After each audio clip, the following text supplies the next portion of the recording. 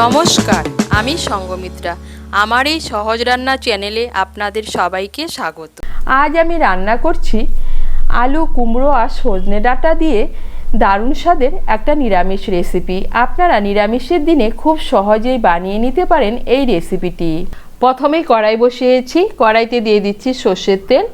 তেলটাও গরম হয়ে গিয়েছে, এর মধ্যে দিয়ে দিচ্ছি কেটে রাখা আলু। এখানে আমি দুটো মাঝারি সাইজের আলু টুকরো করে কেটে নিয়েছি। এর মধ্যে দিয়ে দিচ্ছি সামান্য একটু নুন আর সামান্য একটু হলুদ গুঁড়ো। নুন আর হলুদ গুঁড়ো মিশিয়ে নিয়ে আলু টুকরোগুলোকে লাল করে ভেজে নেব। আলু টুকরোগুলোকে লাল করে ভেজে নিয়েছি। এখন আমি আলু টুকরোগুলোকে তুলে নিচ্ছি। আলু ভাজার তেলের মধ্যে দিয়ে দিচ্ছি কেটে রাখা কুমড়ো। এখানে আমি এক ফালি কুমড়ো নিয়েছি। এর মধ্যেও দিয়ে দিচ্ছি সামান্য একটু নুন আর সামান্য একটু হলুদ গুঁড়ো। নুন আর হলুদ গুঁড়ো মিশিয়ে নিয়ে কুমড়ো টুকরোগুলোকেও ভেজে নেব। কুমড়ো টুকরোগুলোকে হালকা করে একটু ভেজে নিয়েছি। এখন এর মধ্যে দিয়ে দিচ্ছি কেটে রাখা সজনে ডাঁটা। এখানে আমি দুটো সজনে ডাঁটা নিয়েছি। সজনে ডাঁটার আঁশগুলো ফেলে দিয়ে ছোট ছোট টুকরো করে কেটে নিয়েছি। কুমড়োর সঙ্গে সজনে ডাঁটাগুলো মিশিয়ে নেব। মিশিয়ে নিয়ে কুমড়োর সঙ্গে সজনে ডাঁটাগুলোকেও ভেজে নেব। এই দেখুন, কুমড়ো আর সজনে ডাঁটা ভেজে নিয়েছি। এখন আমি কুমড়ো আর সজনে ডাঁটা তুলে নিচ্ছি। কুমড়ো আর সজনে ডাঁটা ভাজার পর কড়াইতে দিয়ে দিচ্ছি আর অল্প সর্ষের তেল। এর মধ্যে দিয়ে দিচ্ছি একটা তেজপাতা, একটা শুকনো লঙ্কা, হাফ টিস্পুন পাঁচফোড়ন। ফোড়নটা দিয়ে একটু নাড়াচাড়া করে নিয়ে এর মধ্যে দিয়ে দিচ্ছি 1 টিস্পুন থেতো করে নেওয়া আদা। আদাটাকে ভালো করে মিশিয়ে নেব। আদাটাকে ভালো করে মিশিয়ে একটু ভেজে নিয়েছি। এখন এর মধ্যে দিয়ে দিচ্ছি সামান্য একটু জল। জলটাকে ভালো করে মিশিয়ে নেব। জলটাকে ভালো করে মিশিয়ে নিয়েছি। এখন এর মধ্যে দিয়ে দিচ্ছি হাফ টিস্পুন হলুদ গুঁড়ো, হাফ টিস্পুন ধনে গুঁড়ো আর হাফ টিস্পুন লঙ্কা গুঁড়ো। দিয়ে দিচ্ছি স্বাদ মতো নুন। ভালো করে মিশিয়ে নিয়ে মশলাটাকে ভালো করে কষিয়ে নেব।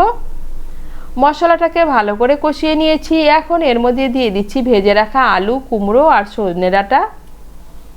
মশলার সঙ্গে ভালো করে কষিয়ে নেব। মশলার সঙ্গে ভালো করে কষিয়ে নিয়েছি কুমড়ো, আলু আর সজনে ডাঁটা। এখন এর মধ্যে দিয়ে দিচ্ছি জল। দিয়ে দিচ্ছি আমি যে পাত্রে আলু, কুমড়ো আর সজনে ডাঁটা ভেজে রেখেছিলাম সেই পাত্রটা ধুয়ে 1 কাপ গরম জল। গরম জলটাকে ভালো করে মিশিয়ে নেব। মিশিয়ে নিয়ে গ্যাসের আঁচটাকে মিডিয়াম করে 3-4 মিনিটের জন্য ঢেকে দেব। এদিকে একটা গ্যাসের উপর প্যান বসিয়েছি। এর মধ্যে আমি দিয়ে দিচ্ছি 1 টিস্পুন গোটা জিরে। গোটা জিরেটাকে হালকা করে একটু ভেজে নেব।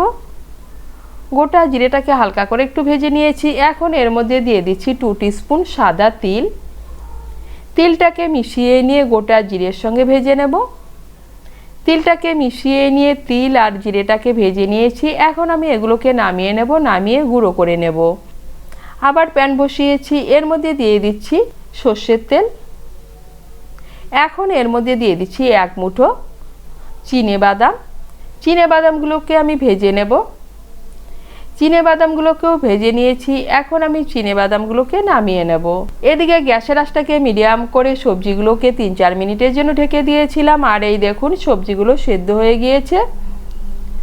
এখন গ্যাসের আঁচটাকে বাড়িয়ে একটু নাড়াচাড়া করে নিয়ে এর মধ্যে দিয়ে দিচ্ছি স্বাদ মতো চিনি। চিনিটা অপশনাল, আপনারা যদি পছন্দ না করে না দিলেও চলবে, কিন্তু নিরামিষ রান্নায় সামান্য একটু চিনি ব্যবহার করলে খেতে ভালো লাগে। চিনি আর কাঁচা লঙ্কাটাকে ভালো করে মিশিয়ে নেব। মিশিয়ে নিয়ে গ্যাসের আঁচটাকে বাড়িয়ে আরও 1-2 মিনিট রান্না করে নেব। গ্যাসের আঁচটাকে বাড়িয়ে আরও 2 মিনিটের মতো রান্না করে নিয়েছি। এখন এর মধ্যে দিয়ে দিচ্ছি ভেজে রাখা বাদাম আর দিয়ে দিচ্ছি আমি যে ভাজা মশলাটা তৈরি করে নিয়েছিলাম সেই ভাজা মশলা। ভালো করে মিশিয়ে নেব। ভালো করে মিশিয়ে নিয়েছি আর তৈরি হয়ে গেল আলু, কুমড়ো আর সজনে ডাঁটা দিয়ে একটা নিরামিষ তরকারি। আপনারা এটা ভাত, রুটি, লুচি, পরোটার সঙ্গে পরিবেশন করতে পারেন। খেতে কিন্তু দারুণ লাগে। আপনারা নিরামিষের দিনে এভাবে একবার বানিয়ে খেয়ে দেখবেন।